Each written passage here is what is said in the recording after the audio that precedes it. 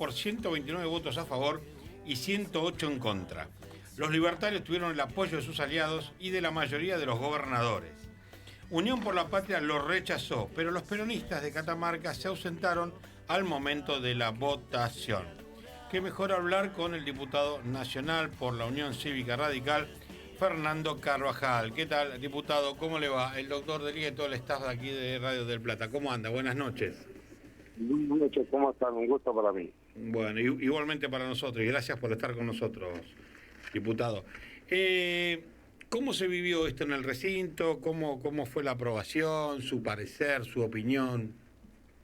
Sí, la verdad que no nos sorprendió porque lo cierto es que ya del conteo previo teníamos esta percepción de que el gobierno iba a lograr mayoría para aprobar este acuerdo con las actitudes y las decisiones de algunos bloques que realmente no dejan de sorprendernos. Acá, a ver, nosotros como radicales no es que tengamos una posición absolutamente en contra ideológica de la posibilidad de acuerdos con el Fondo Monetario Internacional. La verdad es que cuando gobernó Alberto Fernández y mandó el acuerdo con el fondo, nosotros lo votamos, pese a que éramos oposición en ese momento, pero en ese momento el presidente y el ministro de Economía mandaron el contenido del acuerdo, el ministro dio las explicaciones del caso, y si bien uno nunca le gusta tener que recurrir al fondo, lo cierto es que a veces es una medida desesperada cuando hay problemas económicos, y eso es lo que pasaba en ese momento y es lo que está pasando ahora.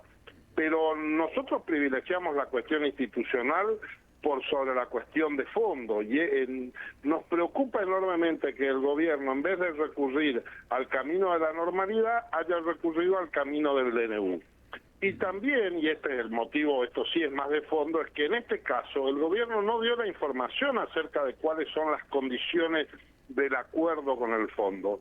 Quieren un cheque en blanco, una autorización genérica de decir autorizame, sin que sepamos el plazo, el importe, el destino de los fondos. Bueno, ahí ustedes son abogados, digo, yo también lo soy.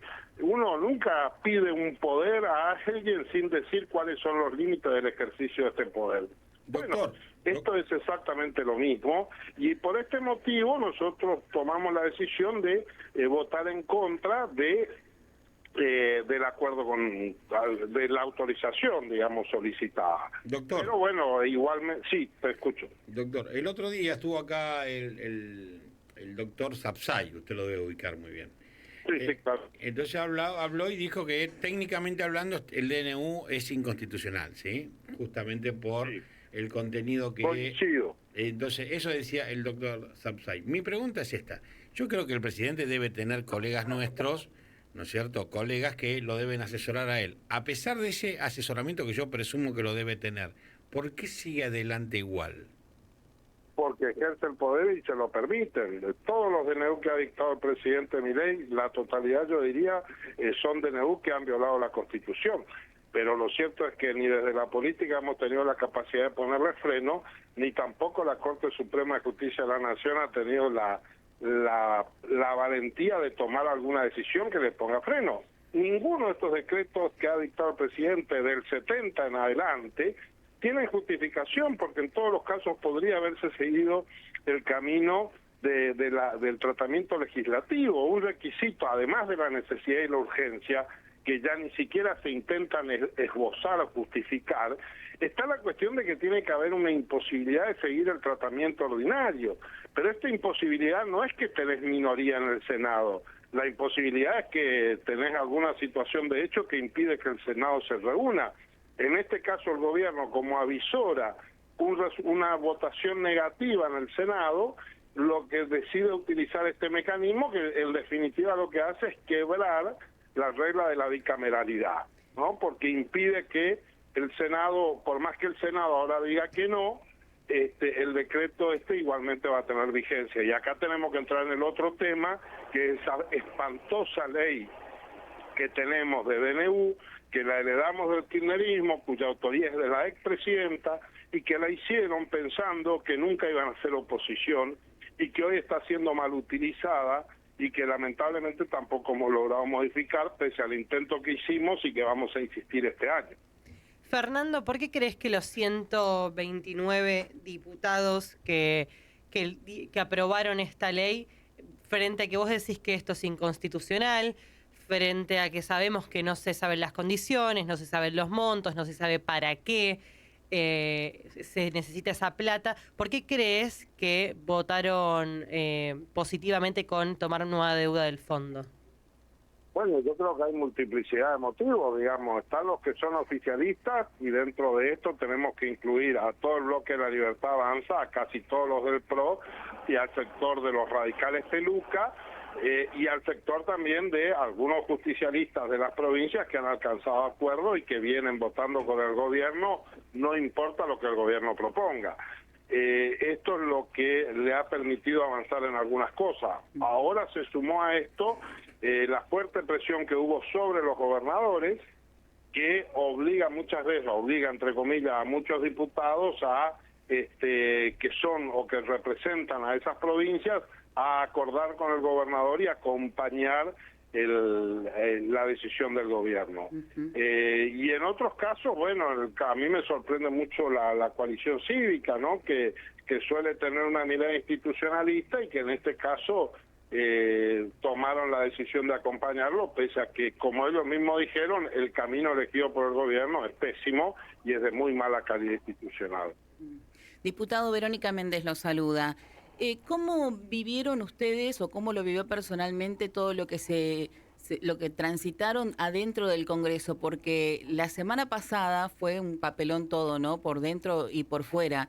En esta ocasión, por fuera estuvo todo bastante más tranquilo que la semana anterior. Sin embargo, adentro se escucharon muchas cosas como fuera de lugar, subidas de tono. ¿Cómo se vivió?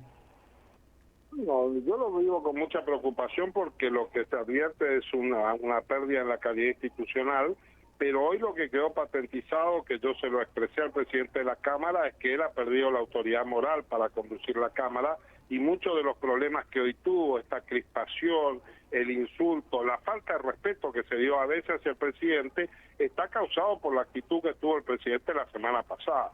Lo que pasó la semana pasada fue extremadamente grave. El presidente de la Cámara mintió y levantó la sesión habiendo quórum para impedir que la Cámara tomara una decisión, y esto lo hizo coordinado con diputados de su bloque que generaron un acto de violencia como fue haber ido a interrumpir el quórum. Entonces esto fue un cuadro de extrema gravedad institucional que yo creo que todavía no se termina de dimensionar en su justo punto. Le planteo hoy yo una cuestión de privilegio justamente motivado en esto, porque fue un hecho extremadamente grave. Pero además de lo reglamentario, lo grave fue que todos nos sentimos engañados y sentimos que el presidente de la Cámara violó las reglas de convivencia en este ámbito que estamos obligados a convivir con miradas muy diferentes. Así que yo lo digo con mucha preocupación porque además tomo nota de los avances autoritarios que tiene el gobierno, de los discursos de odio, las descalificaciones, de las amenazas de hacer desaparecer gentes del mago sin dientes, porque decirle el mago del Kremlin me parece que es darle mucho humo a este muchacho Santiago Caputo, pero que se permite tuitear que a los socialistas hay que hacerlos desaparecer. No sé si porque no entiende lo que implica en este país hablar de hacer desaparecer gente, o lo dice con conocimiento y lo hace con la peor de las intenciones. En cualquiera de los dos casos es grave, ¿no? Doctor, usted dijo a un periodista, le dijo, quiera o no, Bullrich debe ser investigada. Lo dijo en el día de ayer. ¿Usted se refiere a toda la investigación que hubo con la manifestación del miércoles pasado o se refiere a la política que ella tiene en materia de seguridad? No, las políticas no se someten a juicio. Los que sí se someten a juicio son los actos concretos y no hay ninguna duda que la ministra Bullrich está absolutamente desmadrada. La verdad es que cuando en la campaña electoral Miguel le reprochaba a Bullrich haber puesto bombas en los jardines, todos pensamos que la estaba criticando. Ahora nos venimos a dar cuenta que en realidad para él era un elogio, porque la verdad es que esta mujer parece que no tiene frenos y quizás por eso Milei la ha puesto de ministra de Seguridad. La verdad es que la sobreactuación que hay sobre esto es tremendo. y sin duda que hay responsabilidades políticas y yo creo que puede haber responsabilidades penales por la represión.